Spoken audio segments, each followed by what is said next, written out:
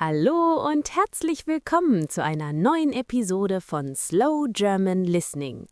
Mein Name ist Lilly und ich freue mich sehr, dass ihr heute wieder dabei seid, um gemeinsam Deutsch zu lernen. In diesem Podcast sprechen wir langsam und deutlich, damit ihr jedes Wort gut verstehen könnt. Heute haben wir ein sehr wichtiges Thema für alle, die in Deutschland leben oder hier Urlaub machen möchten. Wir sprechen darüber, wie man ein Zugticket kauft. Das klingt am Anfang vielleicht einfach, aber es gibt viele Details zu beachten. Wir nutzen heute unsere Standardmethode. Wir führen einen langen Dialog und erklären zwischendurch wichtige Vokabeln. Paul ist auch hier. Hallo Paul. Hallo Lilly und hallo an alle Zuhörer. Ja, das Thema ist wirklich wichtig. Ich fahre sehr oft mit dem Zug durch Deutschland, aber am Anfang war es für mich auch schwierig, die richtigen Tickets zu finden. Es gibt so viele Automaten, Apps und verschiedene Preise, wie den Sparpreis oder den Flexpreis. Heute wollen wir unseren Zuhörern helfen, damit sie ohne Stress von einer Stadt in die andere reisen können. Wir schauen uns an, wie man am Automaten kauft, was eine Bahncard ist und wie man einen Sitzplatz reserviert. Ich bin bereit. Lass uns direkt anfangen. Genau. Stell dir vor, Paul, wir möchten am Wochenende zusammen von München nach Hamburg fahren. Das ist eine lange Strecke. Wo schauen wir zuerst nach einer Verbindung? Sollen wir zum Bahnhof gehen oder die App benutzen? Ich benutze meistens die App auf meinem Smartphone. Sie heißt DB Navigator. Das ist sehr praktisch, weil man dort alle Abfahrtszeiten und Gleise sehen kann. Man kann das Ticket auch direkt in der App kaufen und muss es nicht ausdrucken. Man zeigt einfach den QR-Code auf dem Handy vor, wenn der Schaffner kommt. Das stimmt, die App ist toll. Aber viele Leute, besonders Touristen, gehen auch gerne zum Fahrkartenautomaten am Bahnhof. Die Automaten sind meistens rot und stehen überall auf dem Bahnsteig.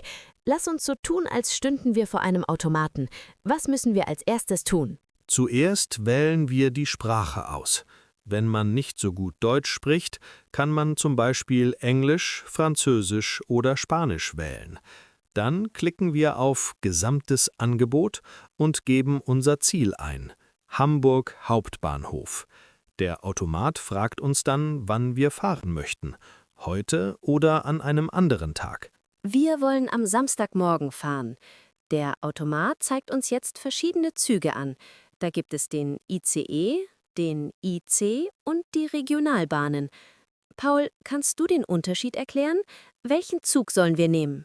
Der ICE ist der Intercity Express. Das ist der schnellste Zug in Deutschland. Er hält nur in großen Städten und ist sehr komfortabel.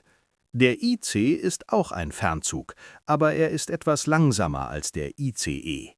Die Regionalbahnen halten fast überall.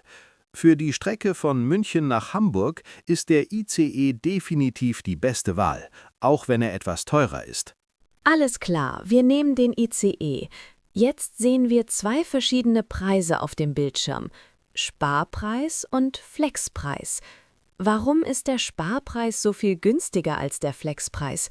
Das ist oft verwirrend für Lerner. Das ist ein guter Punkt. Der Sparpreis ist günstig, aber man hat eine sogenannte Zugbindung. Das bedeutet, man muss genau den Zug nehmen, der auf dem Ticket steht. Wenn man den Zug verpasst, ist das Ticket meistens nicht mehr gültig. Der Flexpreis ist teurer, aber man kann jeden Zug auf dieser Strecke am gewählten Tag nehmen.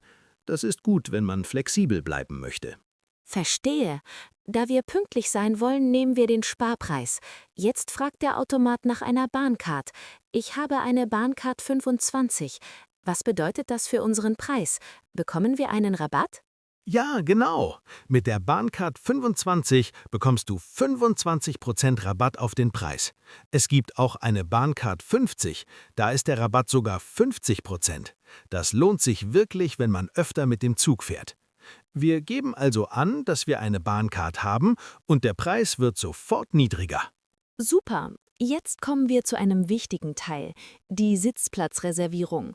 Auf so einer langen Fahrt möchte ich nicht 6 Stunden lang stehen oder nach einem freien Platz suchen müssen. Sollen wir einen Platz reservieren? Auf jeden Fall. Eine Reservierung kostet meistens etwa 4 oder 5 Euro pro Person. Man kann wählen, ob man im Großraumwagen oder in einem Abteil sitzen möchte. Und man kann entscheiden, ob man lieber am Fenster oder am Gang sitzen will. Was bevorzugst du, Lilly? Ich sitze am liebsten am Fenster, damit ich die Landschaft sehen kann. Paul, schau mal, der Automat fragt auch nach dem Ruhebereich oder dem Handybereich. Was ist das denn schon wieder? Darf man im Ruhebereich gar nicht sprechen? Man darf schon leise sprechen, aber man soll nicht laut telefonieren oder laute Musik hören. Es ist für Leute gedacht, die im Zug arbeiten oder schlafen möchten. Wenn wir uns unterhalten wollen, sollten wir lieber Plätze im Handybereich oder in der normalen Zone nehmen. Okay, dann nehmen wir die normale Zone. Jetzt müssen wir bezahlen. Der Automat akzeptiert EC-Karten, Kreditkarten und manchmal auch Bargeld.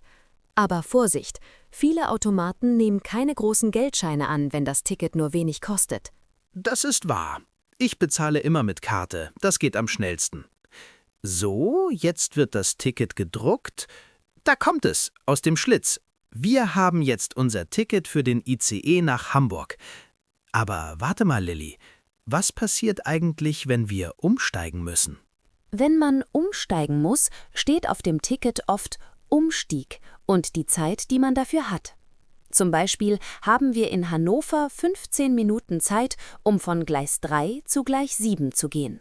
Das nennt man die Umstiegszeit. Man muss schnell sein, wenn der erste Zug Verspätung hat. Oh ja, das Wort Verspätung hört man in Deutschland leider oft am Bahnhof. Wenn ein Zug nicht pünktlich ist, sagt die Stimme aus dem Lautsprecher, der ICE nach Hamburg hat voraussichtlich 20 Minuten Verspätung.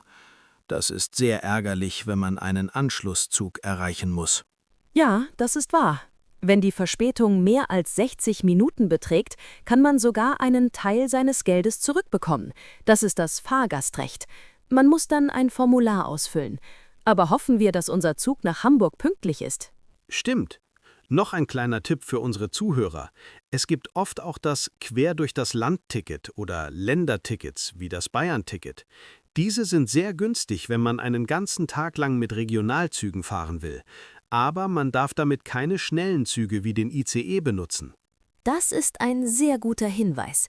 Diese Tickets sind perfekt für Gruppen bis zu 5 Personen.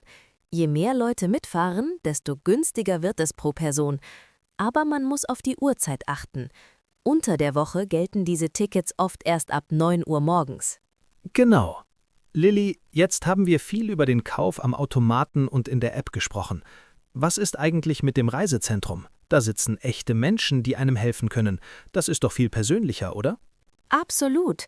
Im Reisezentrum kann man sich beraten lassen. Das ist toll, wenn man eine komplizierte Reise mit vielen Stopps plant. Die Mitarbeiter dort finden oft Verbindungen, die man selbst am Automaten nicht sofort sieht. Aber man muss manchmal lange warten, weil viele Leute dort anstehen. Das stimmt. Die Schlangen können lang sein. Ich finde es auch wichtig zu wissen, was man macht, wenn man sein Ticket im Zug kaufen möchte. In Deutschland geht das bei der Deutschen Bahn meistens nicht mehr. Man muss das Ticket haben, bevor man in den Fernzug einsteigt. Oh ja, das ist eine wichtige Warnung. Wenn man ohne gültiges Ticket im Zug erwischt wird, muss man eine hohe Strafe zahlen. Das nennt man dann Schwarzfahren. Das ist sehr teuer und unangenehm. Also kauft euer Ticket bitte immer vorher. Ganz genau. Lilly, lass uns noch kurz über den Bahnsteig sprechen. Auf dem Ticket steht eine Wagennummer und ein Sitzplatz. Wie findet man seinen Wagen am besten, ohne den ganzen Zug entlang laufen zu müssen? Dafür gibt es den Wagenstandsanzeiger am Bahnsteig. Das ist ein Plakat oder eine digitale Anzeige. Dort sieht man, in welchem Abschnitt des Gleises, zum Beispiel Abschnitt A, B oder C, der jeweilige Wagen hält. So kann man direkt an der richtigen Stelle warten. Das ist sehr hilfreich. Ich stehe oft an der falschen Stelle und muss dann rennen, wenn der Zug kommt. Das ist kein guter Start in die Reise. Wenn der Zug dann einfährt, schaue ich immer auf die digitale Anzeige am Wagen, um sicher zu sein, dass es der richtige Zug ist. Sehr klug. Wenn man erstmal im Zug sitzt, kann man sich entspannen. Es gibt oft ein Bordrestaurant oder ein Bordbistro, wo man Kaffee, Brötchen oder sogar warme Mahlzeiten kaufen kann. Das macht die Reise noch angenehmer. Ich liebe das Bordbistro. Besonders das Frühstück dort ist eigentlich ganz gut. Aber Achtung, in Regionalzügen gibt es meistens kein Bistro. Da sollte man sich sein Essen und Trinken selbst mitbringen. Das spart auch Geld. Guter Punkt. So, Paul, ich glaube, wir haben jetzt die wichtigsten Informationen zum Thema Zugticket kaufen besprochen. Wir wissen jetzt, wie man die App nutzt, wie man am Automaten wählt und was man bei Verspätungen macht. Ja, ich hoffe, unsere Zuhörer fühlen sich jetzt sicherer, wenn sie das nächste Mal am Bahnhof stehen. Deutsch lernen ist manchmal wie Zugfahren. Man braucht ein Ziel, ein bisschen Geduld und manchmal muss man umsteigen, um ans Ziel zu kommen. Das hast du schön gesagt, Paul. Wir sind nun fast am Ende unserer Folge von Slow German Listening. Wir hoffen, es hat euch gefallen und ihr konntet euer Vokabular zum Thema Reisen erweitern. Bevor wir uns verabschieden, haben wir noch eine kleine Bitte an euch. Wenn euch dieser Podcast beim Deutschlernen hilft, dann zeigt uns das bitte. Genau, bitte klickt auf den Gefällt mir-Button unter diesem Video. Das hilft uns sehr, mehr Leute zu erreichen. Und wenn ihr keine Folge mehr verpassen wollt, dann abonniert unbedingt unseren Kanal Slow German Listening. Wir möchten auch von euch hören. Wir haben heute eine Frage für die Kommentare. Kaufst du dein Ticket lieber online mit der App oder am Automaten am Bahnhof? Schreib uns deine Antwort auf Deutsch in die Kommentare. Wir freuen uns darauf, eure Kommentare zu lesen und zu antworten. Es ist eine tolle Übung für euer Deutsch. Vielen Dank fürs Zuhören und bis zum nächsten Mal bei Slow German Listening. Tschüss und gute Reise. Auf Wiedersehen!